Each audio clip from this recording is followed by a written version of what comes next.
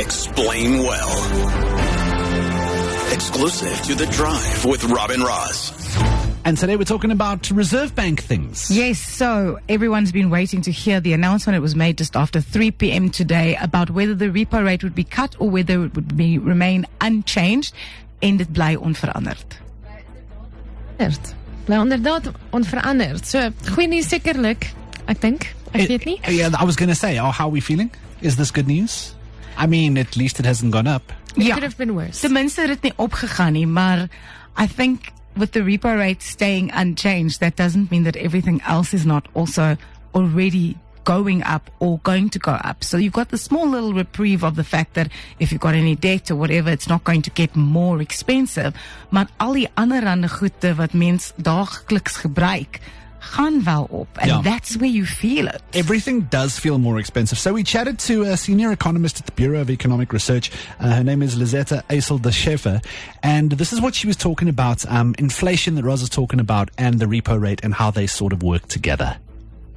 The repo rate determines the interest rate that consumers pay on debt or the interest rate that they receive when they have savings. The inflation rate generally measures the change in the prices of goods and services.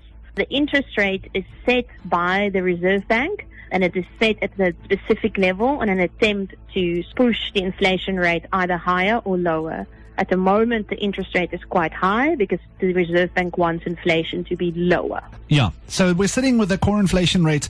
Last year was about 4.9%, and they're expecting it to come down a bit. Ja, en hulle wil hê dat die inflasie moet afkom tussen 'n sekere band. They want it within like the medium between 3 and 6. Yeah. So you're looking like 4.5, and if that comes down, then the repo rate may come down. Yeah, that was what Lizetta said a couple of months ago. He was like, listen, we're trying to get into the middle of that between 3 and 6% band, and if it gets to the middle, then we'll consider cutting rates. Last year was 4.9. They reckon this year 4.6. So there's been talk about maybe like a mid-year cut, maybe, Miskin? Yeah, they're saying that we can look for something like that in the third quarter, so that's about July to September. But we'll hear. So far, the economists have been right. They're saying in the second quarter, that's April, still going to stay the same, and then around July we can expect some good news. Okay, fair enough. So who benefits from this? The person that would benefit from a relatively high interest rate, because interest rates are quite high at the moment, is someone without debt and is currently earning interest related to the prime rate or repurchase rate. Unfortunately, most of us currently have some form of debt, being a house or a car, and then you are hurt by this relatively higher interest rate as your repayments remain fairly high. There you go. So if you've got lots of cash money and you don't owe anyone any cash, then today's a happy day for you.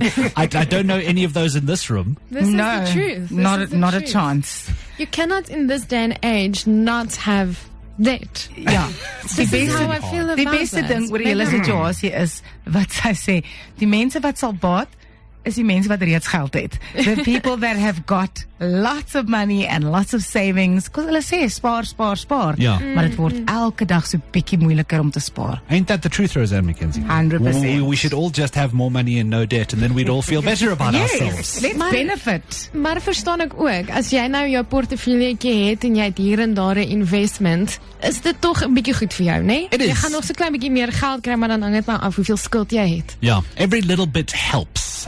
But yes, so for the short term, staying the same. April, we're expecting more of the same. Fingers crossed. Well, I mean, we can also learn from our former president as well that you don't always have to pay your debt.